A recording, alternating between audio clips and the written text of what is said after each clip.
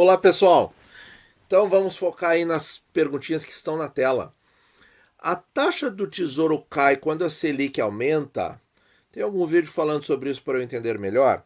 É o seguinte: ah, se a curva de juros fosse baseada exclusivamente em critérios econômicos e não em expectativas de agentes financeiros, certo? Porque a curva de juros nos países, pessoal, ela é baseada em expectativas, tá? Isso é muito importante. Se a curva de juros fosse baseada só na questão do valor do dinheiro ao longo do tempo, aí sim, Selic aumenta, taxa, toda a curva aumenta. Aí esse raciocínio pode ser linear, tá? Não é assim. A curva de juros depende de uma expectativa, certo? Que envolve muitas coisas, muitos interesses também. E o que é a taxa Selic? É a taxa de curto prazo. Então, quando a taxa Selic aumenta, as taxas do Tesouro vão cair, certo?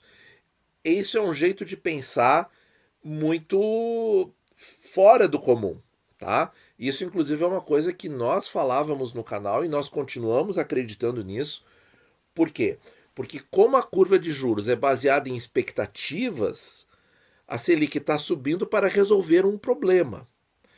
Então, esse problema estando resolvido, as expectativas são de que o futuro vai ser melhor e aí as taxas caem, certo? Então, é mais ou menos assim, mas não é linha reta, tá? Por quê? Porque tem muitos agentes participando, muitos bancos, muitos fundos, muito dinheiro rolando nisso aí, e a gente não tem as coisas de uma maneira linear. Mas em linhas gerais, eu acho que esse raciocínio está apropriado para o momento. Porque se a solução do problema é aumentar a taxa Selic, então o Banco Central vai aumentar até um determinado ponto, aí a inflação começa a dar sinais de regredir, certo?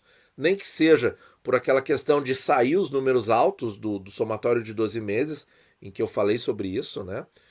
E, bom, saindo aqueles números ruins, a inflação volta para o centro da meta, ou ligeiramente acima, e aí o Banco Central para de subir a Selic e as coisas ficam tranquilas e apaziguadas. Claro que o fator mais determinante para isso, na minha visão, é o fim da pandemia. Aí sim a gente pode falar que as taxas podem cair, tá? Mas assim, a relação mais direta seria assim: aumenta a Selic, aumenta o resto das taxas, porque a curva inteira estaria num patamar mais alto. Mas não é assim. Não é assim porque a curva é determinada por expectativas.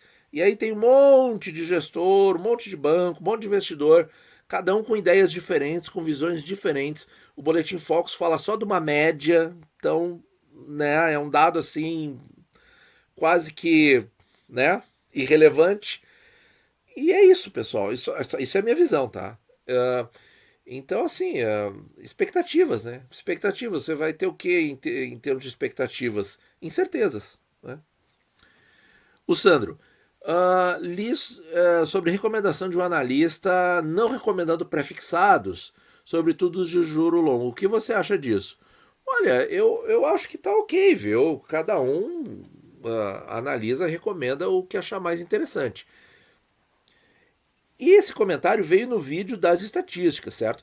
Não quer dizer que por um determinado momento a estatística estar boa, tá? Não quer dizer que aquele papel seja bom para qualquer pessoa, né? Porque a estatística tem uma limitação muito importante. Ela considera os dados daquele conjunto feitos naquela data, certo? A coisa pode mudar.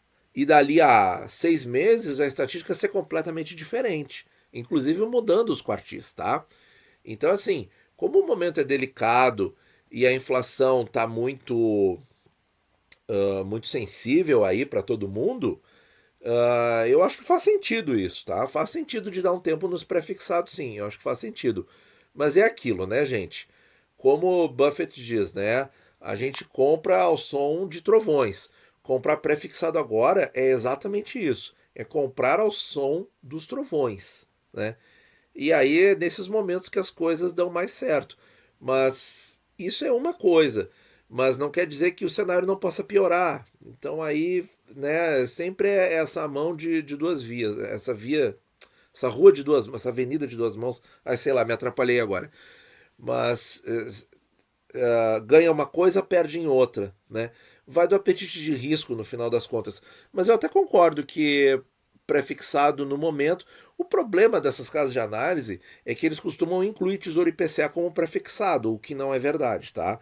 Falando de prefixados puros, eu até concordo em parte, assim. Eu acho que o prefixado ali, mas eles falaram aqui os de juro longo, né?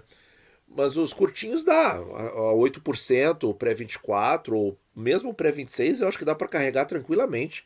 Eu carrego posições assim, certo? Até um pouquinho piores. Então, agora realmente, de repente pensar aí numa alta da inflação, uma disparada, pode dar problema. É aquela dupla via, né? Qual a melhor saída se você tem prefixado e tá aí de repente amargando aí um prejuízo de marcação a mercado? É ter uma posição pequena, porque a posição pequena não vai influenciar muita coisa no total da tua carteira e se eventualmente a inflação cair e a alta da Selic der certo, controlar a inflação, aí você pode sair no momento mais favorável depois desses prefixados. Então, assim, é bem relativo, tá? Mas, assim, a grande moral que eu acho do comentário é o seguinte: é que tem a estatística, certo? Mas a estatística ela vai te dizer um dado parcial, é daquele momento ali, tá?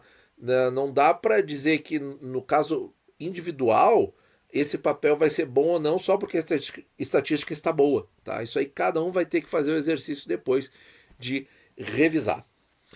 O Rubens faz aqui uma colocação: para quem vai levar o investimento até o fim do prazo, não faz diferença em qual taxa você faz aportes, correto?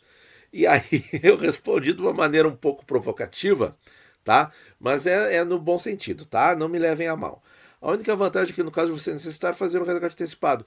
Mas assim, para quem vai levar até o fim do prazo, não faz diferença em qual taxa você faz os aportes, correto? Não.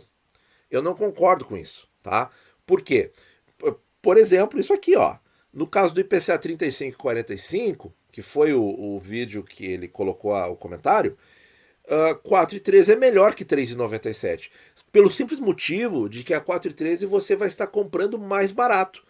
Sim, quem leva até o fim, lá no fim, vai ter a mesma coisa. Isso é certo, é o VNA. Você comprou um título, o meu vizinho comprou um título, o outro eu comprei um título, todo mundo comprou um título, todo mundo vai ter na data do vencimento um VNA. Mas se todo mundo vai ter a mesma coisa, então, qual diferença faz? Justamente o preço que é refletido pela taxa. Então, quanto maior a taxa, por que a gente fala taxa, né? Porque a taxa permite um comparativo ao longo do tempo, né? E o preço não. O preço ele vai mudando sempre porque o VNA vai aumentando. Então, se eu tenho uma taxa aí maior, significa sim que eu comprei mais barato naquele momento. Claro que no IPCA 26, a gente já tem vários vídeos comentando isso, a taxa até fica um pouco mais de lado, porque ele está rendendo pelo tempo.